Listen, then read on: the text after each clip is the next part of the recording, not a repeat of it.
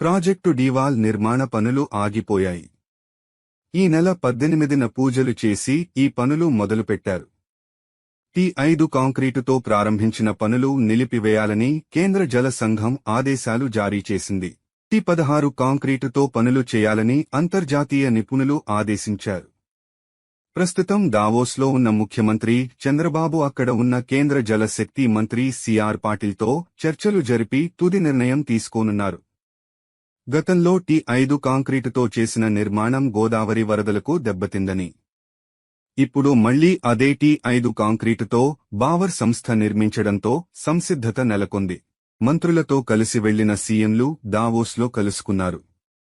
Zurich చేరుకున్న AP CM Chandrababu, మంత్రులు, అధికారుల బృందం అదే ఎయిర్పోర్టులో అప్పటికే అక్కడ ఉన్న తెలంగాణ సీఎం రేవంత్ రెడ్డి, మంత్రుల బృందం మర్యాదపూర్వకంగా కలిసింది. తెలుగు రాష్ట్రాల ఇద్దరు సీఎంలు, మంత్రులు ఒకే చోట కలిసిన ఫోటోలు సోషల్ మీడియాలో వైరల్ అయ్యింది.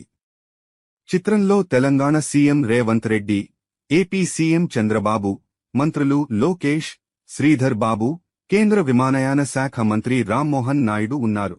దాదాపు 15కు పైగా సమావేశాల్లో వివిధ సంస్థల ప్రతినిధులతో చంద్రబాబు ముఖాముఖి భేటీలు నిర్వహించనున్నారు.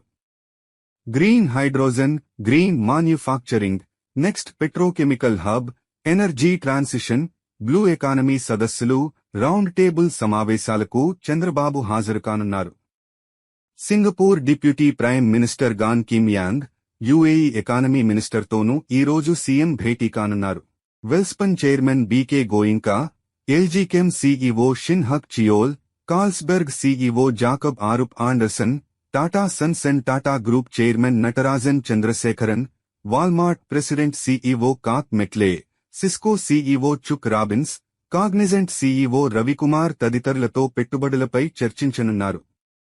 బ్లూంబెర్గ్ వంటి అంతర్జాతీయ మీడియా సంస్థలకు ఇంటర్వ్యూల ద్వారా రాష్ట్ర ప్రభుత్వ పాలసీలు, పెట్టుబడులకు ఉన్న అవకాశాలను ముఖ్యమంత్రి చంద్రబాబు నాయుడు వివరించనున్నారు. కాగా రెండో రోజు దావోస్లో Mittal group executive chairman Lakshmi Mittal, CEO Aditya మిట్టల్తో సీఎం చంద్రబాబు, మంత్రులు నారా లోకేష్ గారు, టీజీ భరత్ సమావేశమయ్యారు.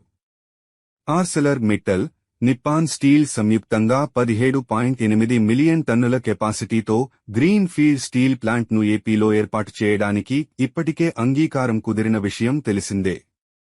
ఈ ప్రాజెక్టు ముందుకు తీసుకెళ్లే అంశంపై ముఖ్యమంత్రి బృందం చర్చలు నిర్వహించింది. మరోవైపు వరల్డ్ ఎకనమిక్ ఫోరం సదస్సు ఘనంగా ప్రారంభమైంది. జ్యూరిచ్ కాలమానం ప్రకారం రాత్రి 8 గంటల ప్రాంతంలో దావోస్ కాంగ్రెస్ సెంటర్లో ప్రారంభమైన వరల్డ్ ఎకనమిక్ ఫోరం సదస్సులో రాష్ట్ర విద్య, ఐటీ, ఎలక్ట్రానిక్స్ శాఖల మంత్రి నారా లోకేష్, కేంద్ర మంత్రి రామ్మోహన్ నాయుడు హాజరయ్యారు. వరల్డ్ ఎకనమిక్ ఫోరం సదస్సుకు ప్రపంచవ్యాప్తంగా హాజరైన పారిశ్రామికవేత్తలతో పెట్టుబడుల అవకాశాలు, పొటెన్షియల్ కొలాబరేషన్స్పై చర్చించారు. Davos congress centre plenary hall లాబీలో ఏర్పాటు చేసిన నెట్ వర్కింగ్ డిన్నర్కు ముఖ్యమంత్రి చంద్రబాబు, మంత్రి లోకేష్, కేంద్ర మంత్రి రామ్మోహన్ నాయుడు, రాష్ట్ర పరిశ్రమల మంత్రి టీజీ భరత్ హాజరయ్యారు. రాష్ట్రంలో పెట్టుబడులకు గల అనుకూలతలను పారిశ్రామికవేత్తలకు సీఎం చంద్రబాబు వివరించారు. దేశం కోసం ప్రాణాలర్పించిన వీర జవాన్ కార్తీక్ సంతాపం ప్రకటిస్తూ ఆయన కుటుంబానికి ప్రగాఢ సానుభూతిని తెలియజేస్తున్నానని, ఆ కుటుంబానికి ప్రభుత్వం అన్ని వేళలా అండగా ఉంటుందని భరోసా ఇస్తున్నానని చంద్రబాబు ట్విట్టర్ వేదికగా పోస్టు చేశారు. చిత్తూరు జిల్లాకు చెందిన జవాన్ కార్తీక్ మృతి కావటం బాధాకరమని మంత్రి రాంప్రసాద్ రెడ్డి అన్నారు. దేశ రక్షణ కోసం అమరుడైన జవాన్ చేసిన సేవలు చిరస్మరణీయంగా ఉంటాయని ఆయన కుటుంబానికి మంత్రి రాంప్రసాద్ రెడ్డి తన ప్రగాఢ సానుభూతి తెలియజేశారు. కార్తీక్ కుటుంబానికి ప్రభుత్వం పరంగా అండగా ఉంటామని మంత్రి